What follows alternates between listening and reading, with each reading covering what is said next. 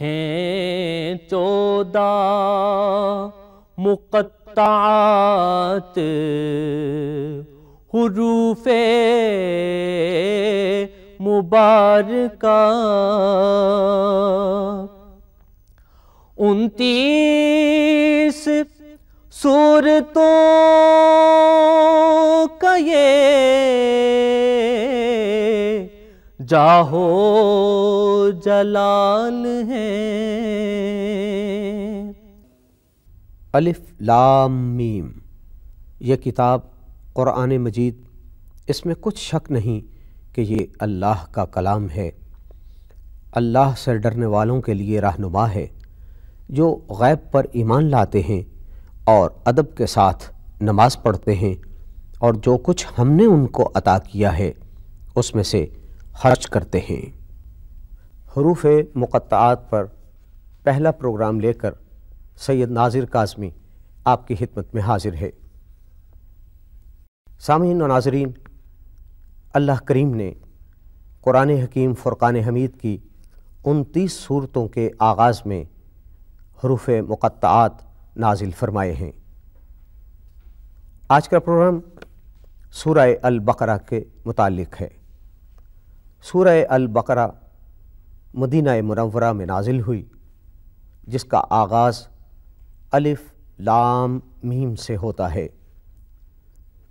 یہ وہ سورہ مبارکہ ہے جو 2.5 سپاروں پر مبنی ہے، جس کے 40 رکوع ہیں اور آیات کی تعداد 286 ہے۔ کلمات کی تعداد 6212 ہے، جبکہ حروف کی تعداد 26792 ہے۔ اس سورہ مبارکہ کا نزول نبی کریم صلی اللہ علیہ وآلہ وسلم کے مکہ مکرمہ سے مدینہ منورہ تشریف آوری کے بعد ہوا ہے۔ سورہ البقرہ جیسے کہ نام سے ظاہر ہے، بقرہ گائے کو کہتے ہیں۔ بنی اسرائیل قوم کو 8ویں رکوع میں گائے ذبح کرنے کا حکم ہوا، اسی حوالے سے اس سورہ مبارکہ کا نام البقرہ رکھا گیا ہے۔ آج ہمارے درمیان جناب ضیاء الحبیب صابری موجود ہیں، جو سورہ البقرہ کے مضامین پر گفتگو فرمائیں گے۔ جناب ضیاء الحبیب صابری صاحب۔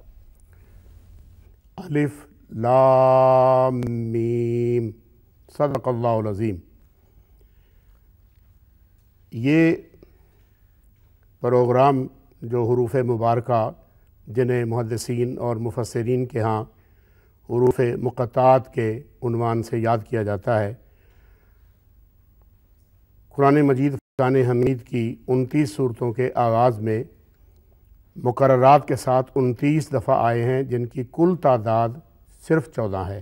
سبحان اللہ۔ لیکن یہ 14 حروف اپنی ذات میں اتنے جامع و معنی حروف ہیں کہ آج تک علم و فضل کی دنیا ان کے بارے میں کوئی حتمی فیصلہ نہیں کر پائی اور نہ کر سکتی ہے، کیونکہ بڑے بڑے صنادید امت نے جب اس پر غور کیا اور بہت عمیق جب اس پر غور کیا تو اس کے بعد بالآخر یہی پکار اٹھے، اللہ عالم و رسولہ بمرادہ، کہ اللہ جانے اس کا کیا مطلب ہے، یا اللہ کے رسول جانے ان کا کیا مطلب ہے۔ سبحان اللہ، سبحان اللہ۔ ان حروف مقطعات کو ہر چند کے بعض اہل علم نے قرآنی صورتوں کے نام بھی بیان کیا، بعض نے کہا کہ یہ قرآن مجید ہی کے اسماء ہیں، لیکن ایک گروہ کہتا ہے کہ یہ اسماء الہی ہیں۔ ہو سکتا ہے کہ یہ قرآنی صورتوں کے بھی نام ہوں، اور یہ بھی ہو سکتا ہے کہ یہ قرآن مجید کے بھی نام ہوں، اور یہ بھی یقیناً ہو سکتا ہے کہ الہی نام میں سے بھی ان کا شمار ہوتا ہو۔ بے شک، کیونکہ ہمارے سامنے اہل علم کی جو تفصیلی علمی موتی جو انہوں نے بکھیرے ہیں، جب ہمارے سامنے آتے ہیں تو ان سے یہ بات نکھر کر آتی ہے کہ انہیں اسرار الہی قرار دینے والے یہ بات کہتے ہیں کہ انہی میں اسم اعظم چھپا ہوا ہے۔ سبحان اللہ۔ سورہ بقرہ کے ابتدا میں الف لام میم، نبی کریم صلی اللہ علیہ وآلہ وسلم نے اس حوالے سے جو ایک بات فرمائی، جو اکثر ابتدائی دینی اسلامی کتابوں میں بھی موجود ہے، کہ آپ صلی اللہ علیہ وآلہ وسلم نے فرمایا کہ میں یہ نہیں کہتا کہ الف لام میم ایک حرف ہے، بلکہ الف لام میم یہ 3 حروف ہیں، اور یہ الگ الگ لکھنے میں ہر چند کے ان کو اکٹھا ہی لکھا جاتا ہے، لیکن بولنے میں جتنے مقطعات ہیں یہ سارے جدا جدا بولے جاتے ہیں۔ ایک خاص بات جو ان حروف مقطعات کے پیچھے کار فرما ہے وہ آپ کو ہر صورت میں نظر آئے گی کہ جہاں ذکر آتا ہے حروف مقطعات جہاں پڑھے جائیں گے، اس کے بعد قرآن مجید اپنی حقانیت پر اصرار کرتا ہے، زور دیتا ہے، اور اپنے قاری پر اور معاشرے پر یہ اظہار کرتا ہے اور اس بات پر زور دیتا ہے کہ دیکھو میں انہی حروف سے بنایا گیا ہوں۔ اگر یہ قول بشر ہے، اگر یہ کسی بندے کا اپنا کلام ہے، تو تم بھی تو بشری حیثیت میں بڑی صلاحیتوں کے مالک ہو، بڑی تمہارے اندر علمی استعداد موجود ہے، لیکن فَأْتُوا بِسُورَةٍ مِّن مِّثْلِهِ وَادْعُوا شُهَدَاءَكُمْ، اپنے سارے حواریوں کو بلا لو اور اس قرآن مجید میں سے کسی ایک چھوٹی سے چھوٹی صورت کے مقابلے میں کوئی ایک صورت بنا لاؤ۔ سبحان اللہ۔ تو الف لام میم یہ ایک قسم کا چیلنج ہے، یہ اعجازی شان ہے ان حروف کی۔ قرآن مجید کے اس سورہ بقرہ میں پہلی 39 آیتوں میں انسانی ذہنی فکری کیفیات کا بیان کیا گیا ہے، صلاحیت کے حوالے سے کہ کیسے لوگ ہیں جو ایمان قبول کر سکتے ہیں، وہ کیسے ہوں گے۔ پہلی 4 آیتوں میں ان کا ذکر ہے، ان کے خصوصیات آ گئی ہیں۔ اس کے بعد پھر اگلی آیتوں میں ایسے لوگ ہیں جو ذہنی طور پر بیمار ہیں، مختلف قسم کے شکوک و شبہات اور الجھنوں کا شکار ہے۔ یہ 39ویں آیت تک یہ سلسلہ انسانی فطرت کا، انسانی عادات کا اور انسانی ذہنی اپج کا چلتا گیا ہے۔ پھر 40 سے 121 آیت تک بنی اسرائیل کو دعوت حق دی گئی اس سورہ میں، اور ساتھ ساتھ میں ان کو گاہے گاہے اپنی نعمتوں کا بھی چرچا کیا گیا، یاد دلایا گیا اور بار بار یاد دلایا گیا، اور پھر انہیں قبول حق سے جب انہوں نے انحراف کیا، یہ سرکشی کا مظاہرہ کیا ہے، تو پروردگار نے انہیں تنبیہ بھی فرمائی ہے۔ عموماً یہ سورہ بقرہ اللہ جل شانہ نے یہود کی اصلاح کے لیے اور یہود کی رہنمائی کے لیے نازل فرمائی ہے۔ اس کی 122 آیت سے 162 تک جو ہمارے سامنے قرآن مجید کا یہ سورہ ہے، وہ بتاتا ہے کہ اس میں ابراہیم علیہ السلام اور ان کی دعوت کا ذکر ہے اور ان کی خصوصیات کا ذکر ہے۔ اس کے بعد 163 سے لے کے 242 تک جو آیات ہیں، ان آیات میں قرآن مجید فرقان حمید نے ہمارے سامنے نماز، روزہ، زکوٰۃ اور حج، قصاص، دیت، وصیت، نان و نفقہ، عدت، حق مہر اور خواتین کے خاص مسائل، یتیموں اور بیواؤں کے متعلق جو شرعی احکام تھے وہ ارشاد فرمائے گئے۔ پھر 243 سے 283 آیت تک اب ہم سورت کے آخری مرحلے میں چلے گئے۔ کعبۃ اللہ کا ذکر ہے جسے مرکز امت ملت ابراہیم کے لیے مرکز قرار دیا گیا، اور اسی آیتوں کے انہی حصے میں جہاد اور اللہ کی راہ میں خرچ کرنے کے بارے میں بندوں کو رغبت اور توجہ دلائی گئی کہ حضرت صاحب اللہ کریم نے نبی کریم صلی اللہ علیہ وآلہ وسلم کے توسط کے ساتھ ہمیں بہت سی دعائیں عطا فرمائی ہیں، تو ہم چاہیں گے کہ کسی ایک دعا پہ آپ اظہار خیال فرمائیں۔ جی ہاں، اسی سورہ کے آخر میں جو انسان غلطیاں کرتا ہے، خطائیں کرتا ہے، بس ایسے ہی سہون، غفلت سے، سستی سے کوئی گناہ سرزد ہو جاتا ہے، تو اس کے لیے ایک جملہ جو ہمیں عطا کیا گیا وہ ہے واعف عنا۔ سبحان اللہ۔ اے ہمارے رب ہم سے درگزر فرما، واعف عنا، ہمیں معاف کر دے، ہم سے درگزر فرما، ہمیں عفو فرما دے۔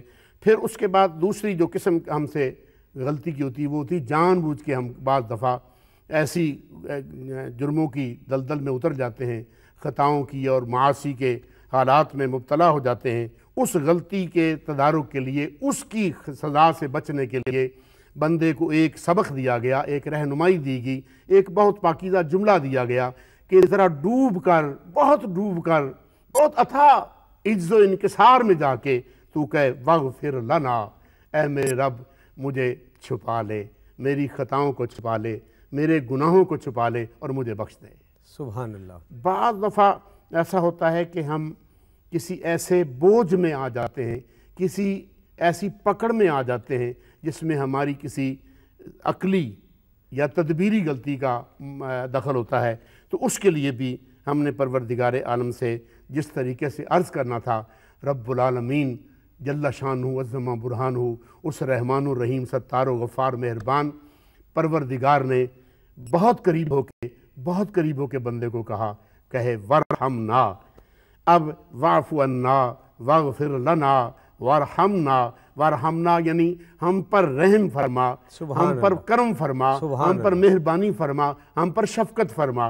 ہم بھول چکے ہیں، ہم سے خطائیں ہوئی ہیں، لغزشیں ہوئی ہیں، لیکن مولا تیری رحمت کا معاملہ تو اتنا بے کراں ہے کہ ہماری خطائیں کیا چیز ہیں، تیری رحمت تو ہر چیز پر غالب اور ہر چیز پر محیط ہے۔ ضیاء الحبیب صابری صاحب، ہم آپ کے بہت مشکور ہیں کہ آپ ہمارے اسٹوڈیوز میں تشریف لائے اور حروف مبارکہ سے متعلق آپ نے ہمیں بہت سے گوشوں سے آگاہ کیا۔ ناظرین، اس کے ساتھ ہی ہمارے آج کے پروگرام کا وقت اب اپنے اختتام کو پہنچتا ہے۔ کل نئے پروگرام کے ساتھ ہم آپ کی خدمت میں دوبارہ حاضر ہوں گے۔ اجازت دیجیے، والسلام علیکم ورحمۃ اللہ وبرکاتہ۔ قرآن کا حسن ذات حروف مبارکہ ہیں 14 مقطعات حروف مبارکہ۔